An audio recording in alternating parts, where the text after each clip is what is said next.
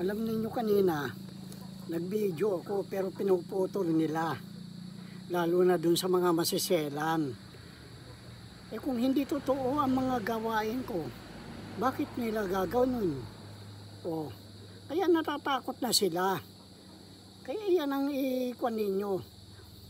Mantakin mo 5 araw na state visit ng tunay na anak ng magnanakaw na diktador. Ferdinand Edralim Marcos sa India. Bakit ang tagal? Tila may linulutong Macau ito. Kasi yung may caption akong hinahanap Hindi ayaw nilang binablock nila. Pero nakagawa din ako ng paraan. Kung tungkol sa foreign investment, ay maaring iwanan na nito sa kanyang mga economic manager. At kung tungkol naman sa investment ng Goldman Sachs at saka sa BlackRock sa India, tiyak damay ang paggawa ng mga missile. Ito nga yung Brahmas at mga sasakyan Tata. At may kaugnayan ito sa England na ito nga yung Dantata Group of Companies. Halos lahat ng malalaking kumpanya sa buong mundo ay kontrolado ng Committee of 300.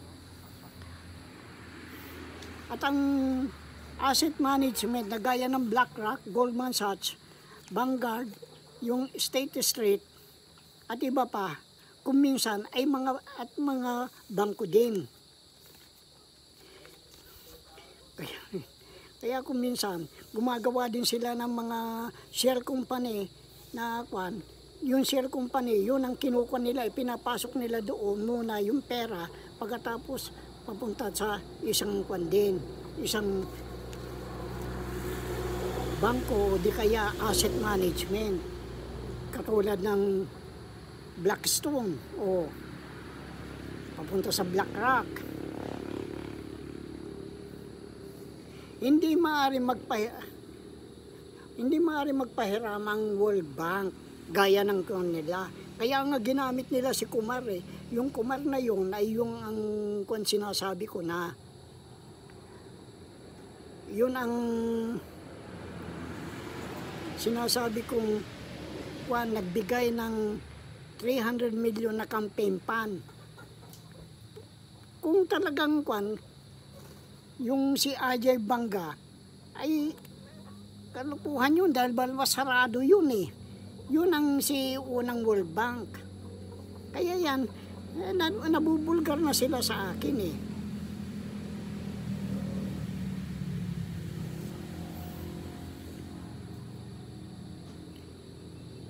Ngayon, kaya nga hindi malalayo itong na ito, ang nagpahiram dyan, itong sa India, itong BlackRock Dahil unti-unti sinasako ang mundo at tila wala nang maaaring pumigil pa.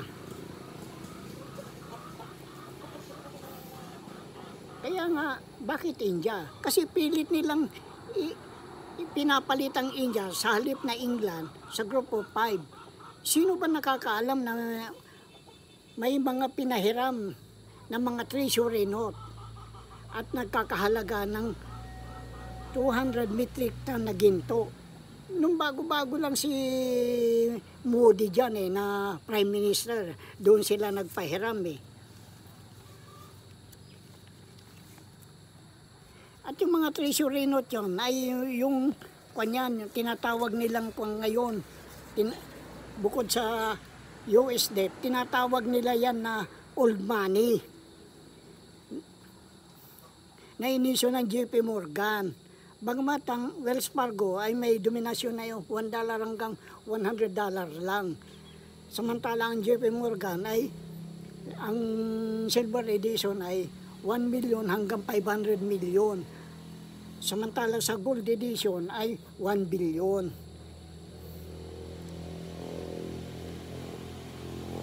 Sa kasalukuyan ay napapansin ninyo panay ang labas ng BlackRock at Goldman Sachs sa YouTube. Kung gaano sila kasama, yan, binabanggit na talaga mga evil yan. Ito ay tanda ng kanilang kasalanan na matatapos na. Bakit nagigising na ang sangkatauhan. Kaya nga sabi ko, gumagawa na ng espiritu ng katotohanan, kumikilos na siya.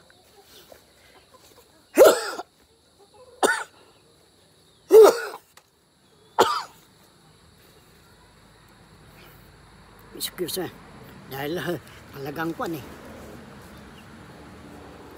Alam ng mga tao na ang modus operandi ng mga BlackRock, Goldman Sachs, at unti-unti, kaya nga wala nang pumipigil sa pagsakop eh. Kaya nung pumalpak ang Vanguard ni Siping, dahil sa taas na interes, mantakin mo 10%, ay bigla na nahimik yan. Kasi maraming umurong eh, na pag hindi ka nakabayad ng hulog, ay kukunin nila yan at sila na mamamahala sa project na yan.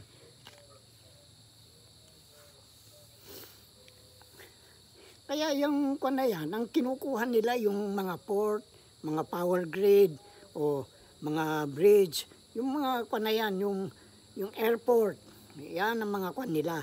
Kasalukuyan din, pinamumunuan din ni Larry Pink ang BlackRock. Ngunit hindi naman siya rin, ngunit siya man ay isa lang dami. At ang nagpapatakbo ay yung Committee of 300. At nasa ilalim yan ng Alpha Omega World Marshall Program, na itinatag ng magnanakaw na Diktador Marcos.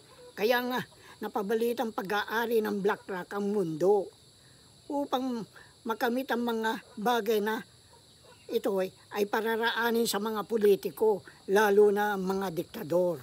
Kaya medyo napakabigat ang ginagawa nila eh. Mantakin mo yan, mga diktador. Oh. Kaya dyan sila kumukang katulad doon sa ay linalagyan nila. Madalas nangyayari yan sa South Korea eh. Yang na yan eh. Yang mga ganyan na kwan. At pag nalaman naman ng mga namumuno, iba namumuno sa South Korea, ay napapatalsik, nakukulong. Ay dito sa atin, pag ikaw nagnakaw, aba, taas noo pa. Oh, saan ka naman nakakita ng ganun? Magnanakaw, sila pang matapang. Kung ginawa sana ng diktador, ang tama, maganda. Kaya nga pinamagatan siyang eagle eh, ayon doon sa dokumento ng Alpha Omega World Marshall Program. Ngunit sa halip na bantayan niya yung mga nagnanasang umangkin, ay siyang umangkin eh. At ang kung ngayon, ang binabantayan niya ay yung yung master account holder. Dahil hindi kanila eh. Inaangkin lang yan ng mga Marcos.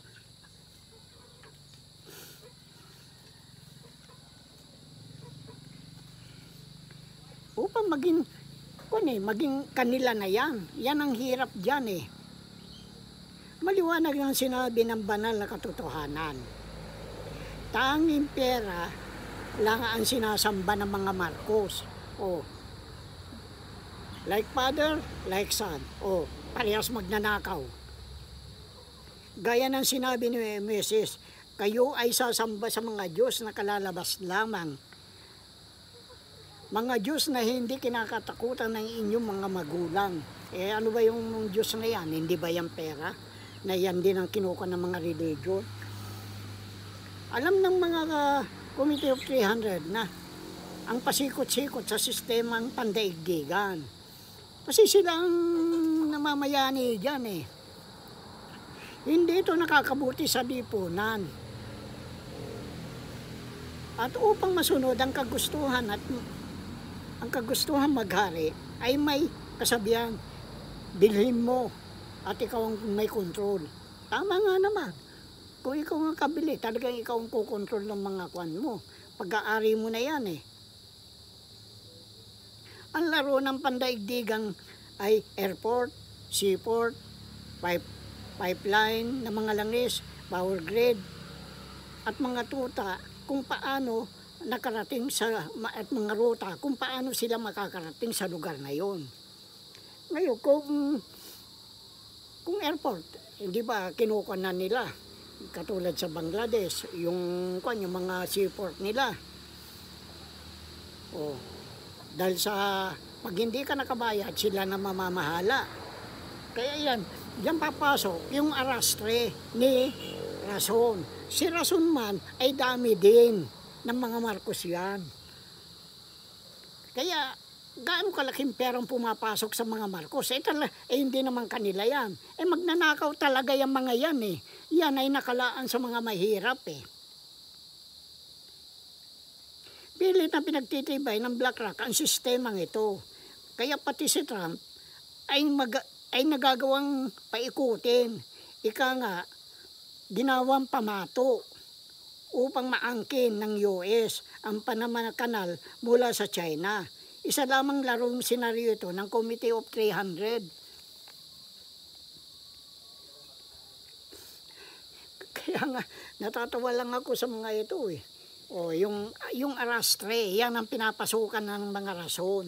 Pagkatapos, pati yung mga airport, kinukuha na rin ni Rason, pati Meralco. Kaya nga sabi ko, mahigit na 1,000 mga kumpanya. Inamin ito na Imelda, mahigit na 1,000 kumpanya ang hindi nagbabayad ng tax. Bakit? Kasi Marcos eh. Alam nga naman magbayad pa yan. Kaya napakaswapang ng mga Marcos na yan. Yung nga lang state tax, hindi nila kayang bayaran eh. Pagkatapos, pagtataksin mo yung mga yung mga mahihirap, napakahirap yung pinaggagawa ninyo sa inyong kapwa eh. Kaya, ano ba nakakabuti? Di patalsikin. Kaya nga sabi ko, yung impeachment na yan, may linuluto yan na lutong Macau. Yan ang kung paano nila ninanakaw yan. Maliwanag kasi, ang mundo ay nakapokus lang sa mga headline ng balita. At karaniwang walang nalalamang anumang ideya kung ano nangyayari sa likod noon. Ngunit ang katotohanan ay pilit na pinagtitibay ng BlackRock ang mahalagang rutang pangkalakalan. Samantala sa Asia ay yaong BRI ng China at ang pundo ng BIR ay nagmumula sa Vanguard. Kasi marami yan eh. 3 yung na yan eh.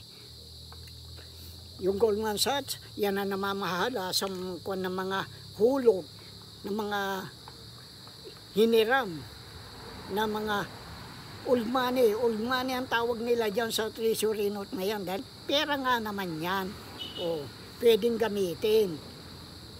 Hindi na kailangan ipaalam. Kaya lang naman sa sa Reserve Bank yan.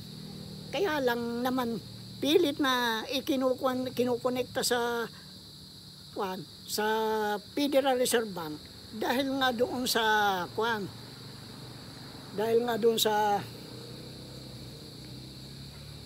interest, compounded yan ang interest, yung tumutubo rin. At malaki yan. Kaya yan ay pwede na natin gastusin yan. Kaya nga winawala ni Trump ang mga dollar. Pero paano yung ginawa naman nila ngayon? Ang Panama Canal ay isang maliit na bagay lang yan, na mas malawak panlaro ng Committee of 300.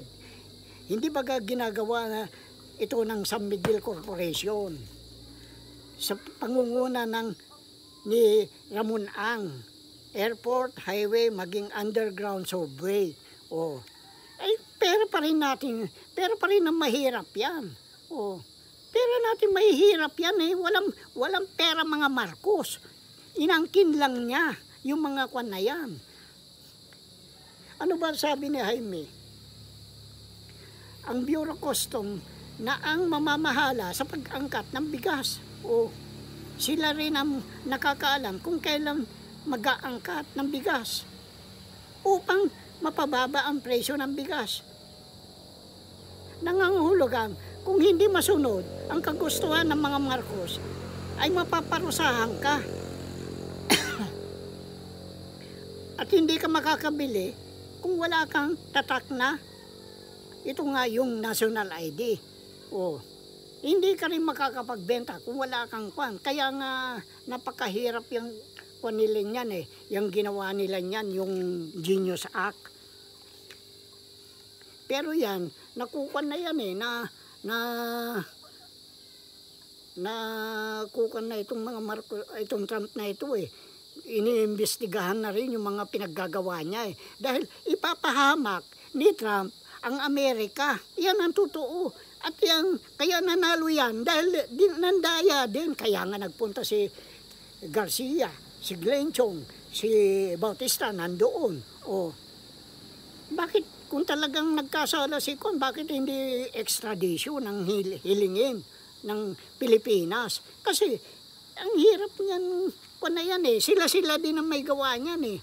Matagal na tayong ginagago ng Comelec. Pero wala din kibo ang mga legislative, ang executive, walang kibo. At maging Supreme Court, kaya kung sinasabi mga inutil eh. O,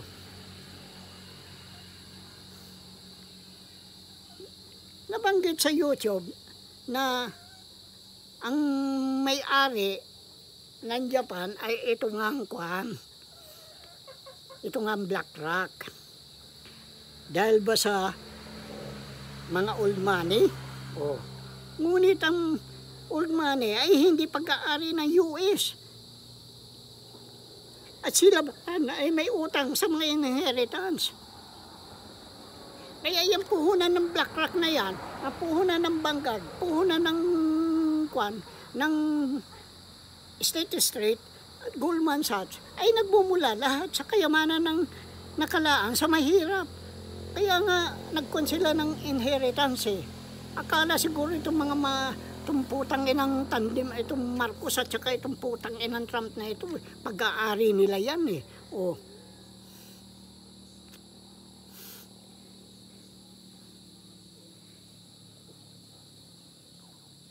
kasi ganito ang pagkakasabi.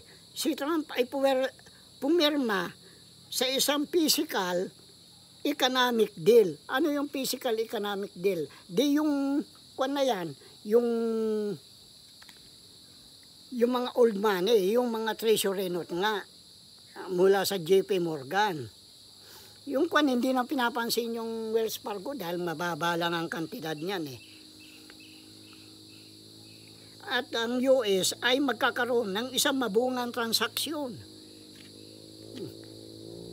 Di sila lang ang nag-uusap, pero nagpahatid na ako ng doon sa sinasabing roller ko no, ay bakit hindi kumanyan? O, na hindi nila pwedeng galawin yan, bakit nagalaw ni Trump at saka ni Marcos? Kaya nga, sabi, pera ng World Bank, nako, itong putangin ng Marcos na ito talaga mana sa ama. Talaga yung guhit ng tigre na sa kanyang katawan ay hindi na kailanman mawawala. Ang magnanakaw, talagang magnanakaw na. Yan ang masasabi ko lang.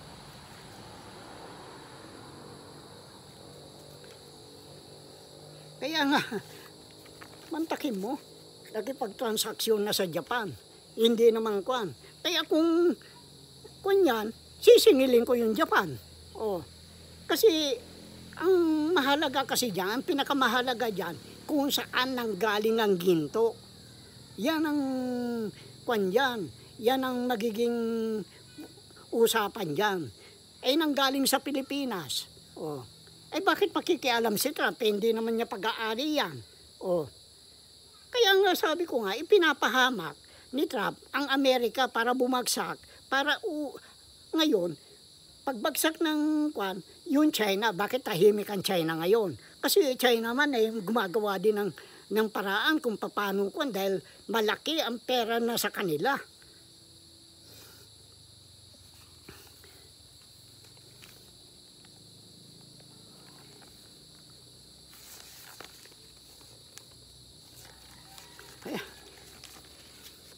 Ngunit sa ganitong uri ng physical na kasunduan sa ekonomiya, ay maaaring makulong si Trump. O, pinakialaman niya eh. Kaya nga, nagbabalak ako magkuhan sa ICC. Mag-file ng kaso, kasama na yung Marcos na yan. Eh Marcos may kaso na yan doon eh. O, dahil iba yung kumandidato, iba yung nakaupo, iba ngayon yung nagsalita sa kwan, sa SONA. Hindi kasi kayo mapagmasid eh, pinagpapaniwalaan lang ninyo, mga vlogger, mga balita. Kaya nga sabi ko, yung impeachment na yan, may kwan yan, may linuluto. Eto nga, oh. Kung wari, mabait yung putang ina niyan, kailan naging mabait ang mga Marcos? Oh. Yan ang sinasabi ko sa inyo. Kaya nga,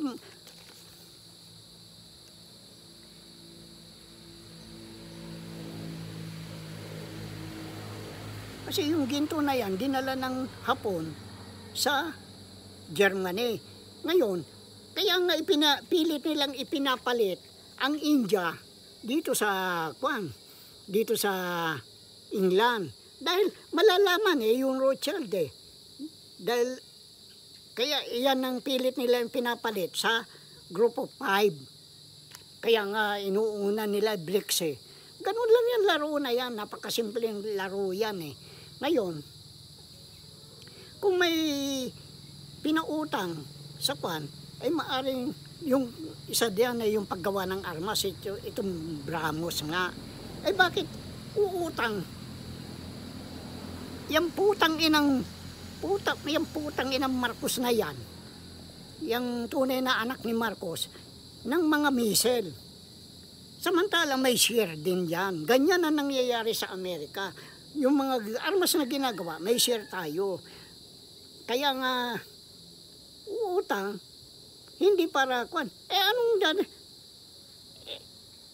Pera mo, utangin mo. Saan ka nakakita ng ganyan? Pero yan, hindi pera ng mga Marcos. Bakit siya mangungutang? Dapat dadaan muna sa akin. Kaya nga sabi ko, yung sulat ko doon sa ruler na sinabi ko sa kanya na hindi nila pwedeng pakialaman, bakit napakialaman yan? Kasi wala na, bagsak na talaga mga ekonomiya ng mundo eh. Yan sinasabi ko. Pero pag yan pinakialaman yan, ay wala nang bubuksan na deuterium, wala din bubuksan na mga divine wealth for humanity. Kaya walang mangyayari sa debt jubilee. Hindi, wala akong pautangin, talagang wala akong patatawarin ng utang, kundi lahat ay ipapasok ko dito. Yan lang ang kwan. Ano sa akin kung magkagulo-gulo kayo?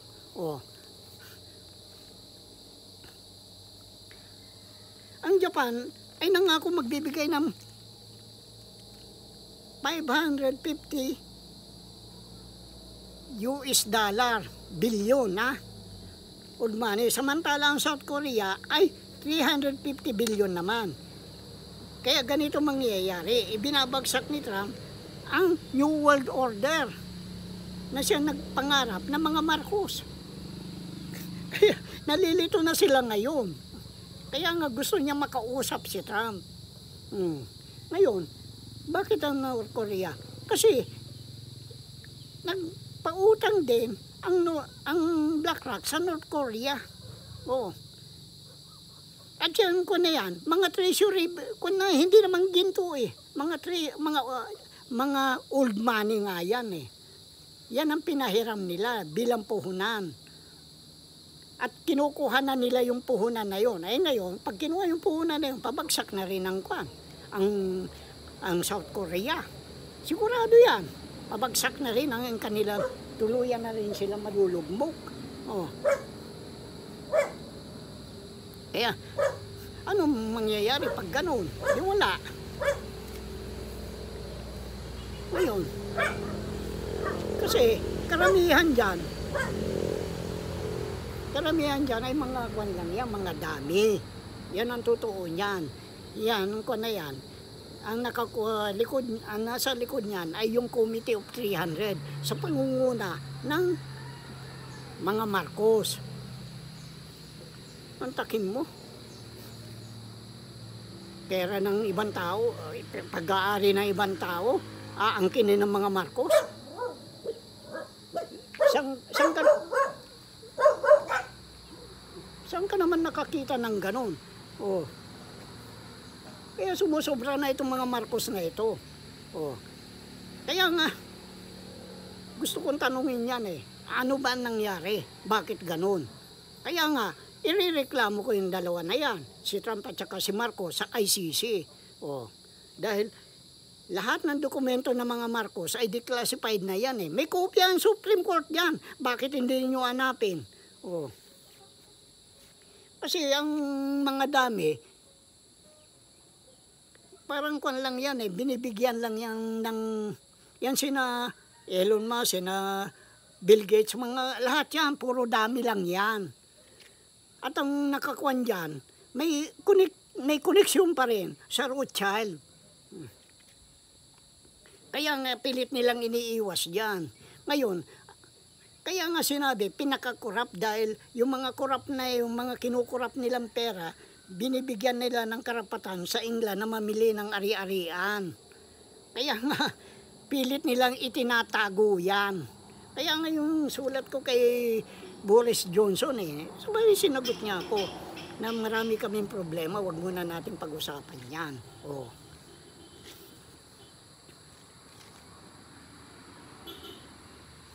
Kaya ngayon, meron lang silang share. Ewan ko kung gaano, pero ang alam ko yung industrial partner eh, 5% lang nga yung binibigay sa kanila eh. Pero sasabihin pinakamayaman, hindi totoo yan. Lahat yan na namumuno sa mga kwan na yan, mga kumpanya niyan, ay mga dami lang yan. Ganyan ang trabaho, ganyan din dito sa Pilipinas. Yan mga kwan, katulad na Pangilinan. Kasi nagkalantaran na noon itong mga kwan ng mga inchik eh. Kaya nanguha na rin yung mga Marcos ng mga Pilipino, gaya ni Rason, o gaya ni Pangilinan. Pero yung mga yan, 5% lang ang kanilang pwedeng pakinabangan dyan. Pero napakalaki eh. O,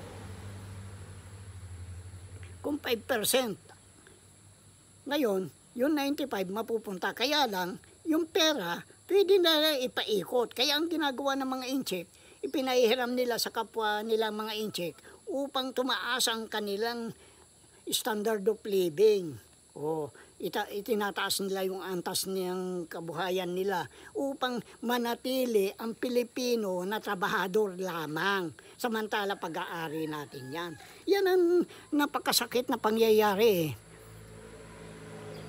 Kaya nga itong putang ng mga kupal na Marcos na ito talaga pinag-iinitan ko talaga itong mga putang inan to eh. Kaya nga ngayon may mga hindi nakakabayad dahil naiintindihan nila na hindi yung mga nagpahiram na yan ay hindi kay Marcos, ay hindi sa mga kwanyan, kundi sa mga Marcos. Kaya nga kung hindi ka makabayad, papatayin ka nila. Gaya yung nangyari sa Valenzuela. O yung may-ari ng isang tunawan ng bakal. Kaya napakabigat ng kwanyan. Ayaw ng mga Marcos na naargabyado sila. Eh ako'y naargabyado ko na sila ngayon. O bakit hindi ninyo ako tirahin? Yan sinasabi ko. Ayan pa, may mga intel dito na palakad-lakad. Pero tinatawanan ko lang yan. Di subukan nila. Yan ang katwiran ko eh. Alam ko ang mga gawain ng mga yan. Puro mga magnanakaw yan. O. Kaya nga sila naggagawa ng kwan upang hindi mahalata ng mga senaryo. Kaya nga kailangan naman na magkakampi ang kwan eh, magkakalabang. Kung wari lang yan, bandang huli magkakampi pa rin yan. Kaya napaka kwan ng mga laro nila. Madali lang naman huliin eh. Yung mga laro nila eh. Halos lahat ng mga kumpanya na nandito na sila ang mga Marcos ang nakikinabang at mga inchik. Pagkatapos yung mga kwan dadalhin din dito yung mga inchik na kwan at mamimili na rin ng lupa at pinipili pa nila yung mga palayang Kaya nga sinasabi ko, kung sino ang kwan, kung ano ang galaw ng England, ganun din ang galaw ng Philippines. Oh, dito sa Pilipinas, yung mga insik namimili na ng lupa. Kaya tayo mga Pilipino magiging squatter sa sariling nating bayan. At tuwan-tuwa naman kayo na hanggang trabaho lang tayo. Sasabihin nila na maraming trabaho ibibigay, maraming makikinabang.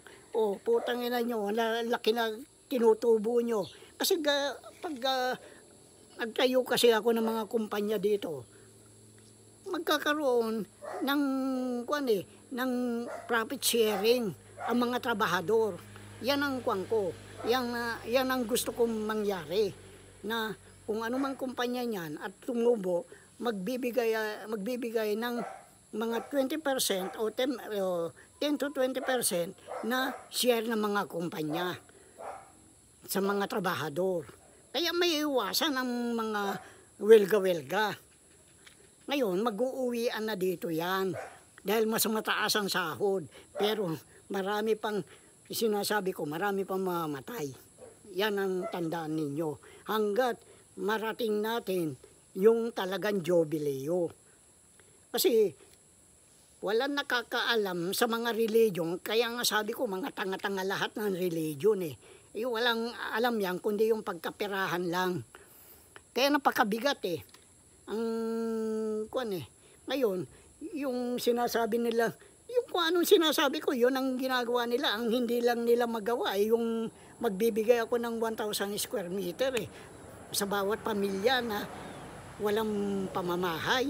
Ang bahay nila giray-giray. Hindi nila magawa yan. Dahil yan sa mga treasury note na yan na ninakaw nila, ang makikinabang dyan, Amerika at saka mga Marcos lang. Sila lang ang makikinabang dyan. Sasabihin na, pagkatapos bibigyan lang kayo ng ayuda ng para naman kayong mga asong ulol o kayong mga Pilipino na patay gutom o pag-aari ninyo yan. Kaya nga sinasabi ko, yan ang pinunta ni Marcos sa India para kunwari nakikuhan sa World Bank. Pagkatapos yung palki na yan, hindi ko pinagpapaniwalaan yan. Siraulo yan. Dahil yan, pumasok na sa messenger ko yan. Hindi ko naman alam kung paano pumasok yan eh. Kaya sinabihan ko siya na wala akong tiwala sa iyo. Yan sabi ko kay Palki noon. Wala akong tiwala sa iyo. Dahil yan, lahat kayo bayaran. Ng Committee of 300. Ano bang may hawak sa Committee of 300? Hindi ba yung Alpha Omega World Martial Program na itinatag ng magnanakaw na Marcos? Kaya kung paano nagnakaw yung ama, ganun din ang anak.